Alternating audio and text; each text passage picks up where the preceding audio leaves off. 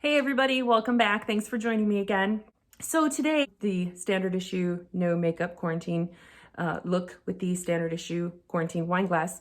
But today I am going to answer an email from someone who wants to go by the name of Maria. She wanted to ask me, she wanted me to give her some feedback about financial abuse. Was I financially abused? He wanted to financially abuse me. That simply did not happen. Not to the extent that he would have liked to see. He wanted control of the finances, but he also wanted someone to blame if the finances weren't in order. He did his fair share of spending and running up credit cards and whatnot, and then he would turn around and bark at me about it and say it was all my fault and I was the one spending, blah, blah, blah, blah, which I did my fair share of spending, I would say, on our children. I was never one to go out and blow money on myself. I like nice things. I love nice things. I would get my hair done. I would get my nails done, things like that. But when my children were younger, they were my primary focus. Getting them what they needed, some of what they wanted, a lot of what they wanted, that kind of thing. But he wanted someone to blame because he really did not know how to handle money. He made good money. And then in later years, when I was running the family business, I also started to bring in a decent income. And he acted like that was peanuts.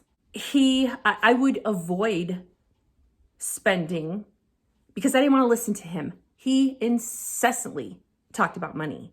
And the thing is, we would have been in better financial shape. We should have been in better financial shape given what he made all the years that we were together, from about a year into our marriage, from that point on. And then especially when I started working and running the business with my dad, we should have been in outstanding financial shape. But truly, he did not know how to manage money. He absolutely did not know how to manage money.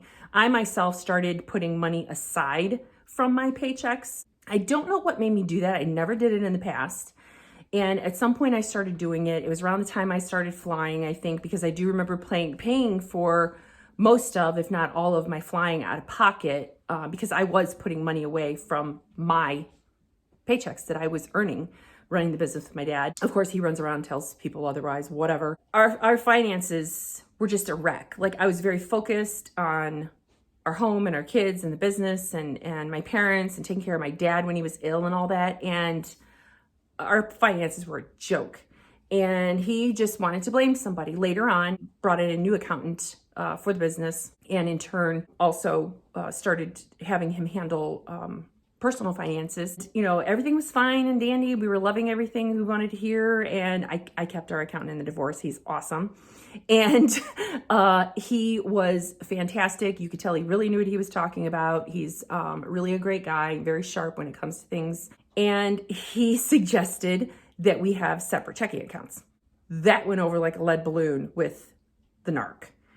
And I'm like, whoa, wait a minute. You like his advice. You like everything he had to say, except that. Like, you just get to pick and choose what you want to apply because you don't agree with something. He was livid that this guy suggested separate checking accounts. And I was like, cool. I was all about it. Yeah, he wanted control, but he also wanted somebody to blame when things weren't the way they should have been, or there wasn't the money in the accounts that should be in the accounts, or when there wasn't enough of something. He wanted to blame somebody. So he wouldn't take control of it completely, because if he did that, then he wouldn't be able to blame somebody else. I do recall, this was at the very, very end. I mean, constantly looking at the accounts, constantly looking at all of the transactions going through. I'm like, it's not going to change that much, buddy, overnight. I mean, really? I wasn't out blowing all kinds of money. I know that. I was too busy working. I just remember there at the end, him questioning an expenditure at Culver's for $5. And I was like, you've got to be kidding me. First of all, it was our son. He had gone to Culver's. I don't know if he had my card or whatever. Doesn't even matter. It's $5. Some very choice words for him. Very choice when he questioned a $5 expenditure at Culver's. I was running a multi-million-dollar business. He was making six figures. I mean, come on. I mean, you've never met such a tight ass in your life. It was just ridiculous. I think if I hadn't been the one doing all of the running, all of the errands and the purchasing of things, the groceries and stuff for the house and stuff for the kids, he probably would have taken all of that control and, kept a really tight rein on it and been like, oh, here's your nickel, but it never got to that point because I think I was too strong of a personality, first of all, to even let that happen. But he always blamed me when there wasn't enough money to do whatever, or, the bills got out of hand or credit cards got out of hand, whatever. It was always me, of course, whatever. Funny though, this is really funny. I managed to have all kinds of money in my account when I left him. I mean, I was never short. I never came up with no money. And John and I always had money. When it was time for our discovery in our divorce, we got his bank statements. Honestly, I didn't want to see them. I'm like, I don't want to know what he does. I don't want to know where he spends money. I don't want to know where he takes his bodybuilding beastly girlfriend. I don't want to see all that. It doesn't concern me. I don't care. The less I know of him, the less I think of him. It's taken me this long to remove all of that. And, if I start delving into his finances, it's all just going to flood back even harder. I don't want to see that. So I was like, John, here, take a look at this, please. And, my attorney asked me to look for this, and this, blah, blah, blah, whatever. So John looked through his bank statements. All he could do was laugh. He's like, what is he doing? And he was like, he did this and he took it from here and he put it in there and then he took it back out and then he put it back in.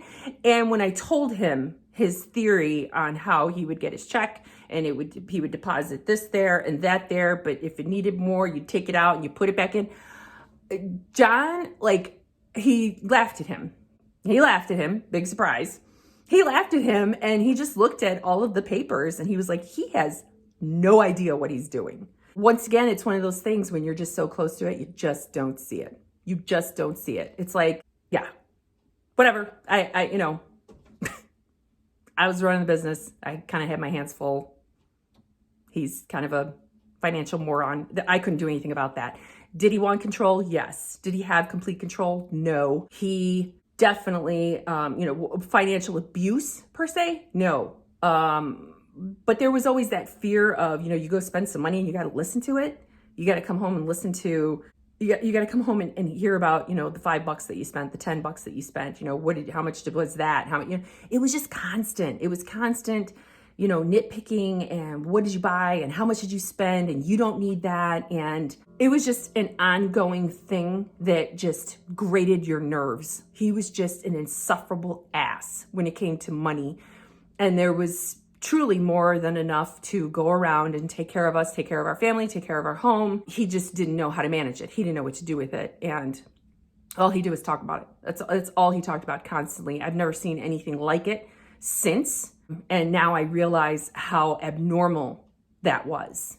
I didn't realize it then. It is extremely abnormal, I think, to talk about, look at, check on your money as much as he did. It was incessant. Did he want to abuse me at the end? You're damn right he did. And did that happen? No. I think he spent a lot of money, threw a lot of money at his attorneys to try to keep me from getting what I was entitled to. And that didn't work out so well for him either because I still got half. So yeah, everybody's situation is different. Everybody's situation varies. Some are more extreme, some are less. But that in fact was mine. So on that note, I have mentioned on my page and on the YouTube channel that I do have a really big, exciting announcement here coming very, very soon. So make sure you hit that little ding, that little bell, so you get an alert when my next video comes up.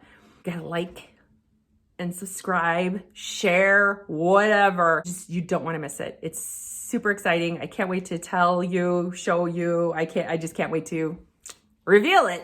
So hang in there with me. I got a little feedback the other day in another email, different email from a different person. And it really resonated with me because the emails and the happier stories and the strength and determination that I read about in these messages and emails and the feedback that I get from you is the reason I keep doing this. And she said something that really resonated with me. She said, I'm stronger than I thought I was. And I wanted to share that because those of you who are still with a narcissist, who are still in an abusive situation, relationship, home, dealing with a family member, whatever it might be, you just feel an enormous sense of despair and, how am I going to get out of this? How am I going to deal with this? What am I going to do? And when you're on the outside of it, you're like, oh my gosh, I'm a lot stronger than I thought I was. And those were her words to me. I wanted to share them with you. I really felt good reading them. I was happy for her. She's made some tremendous strides since she left her very toxic, narcissistic husband, and she had no idea she could do it. And it wasn't until she was on the outside of it that she realized, yeah, I can, and I'm doing it, and I'm stronger than I thought, and I will get through this. So there is hope. You're not stuck. You can and will get out of it. You can and will see and find better days. You just got to believe in yourself. Find a way to block out, all of the negative mental beatdowns that they give you, and find your own strength and find that voice that's inside of you that knows what you're worth and knows what you're capable of, and listen to it instead. Ciao for now, everybody.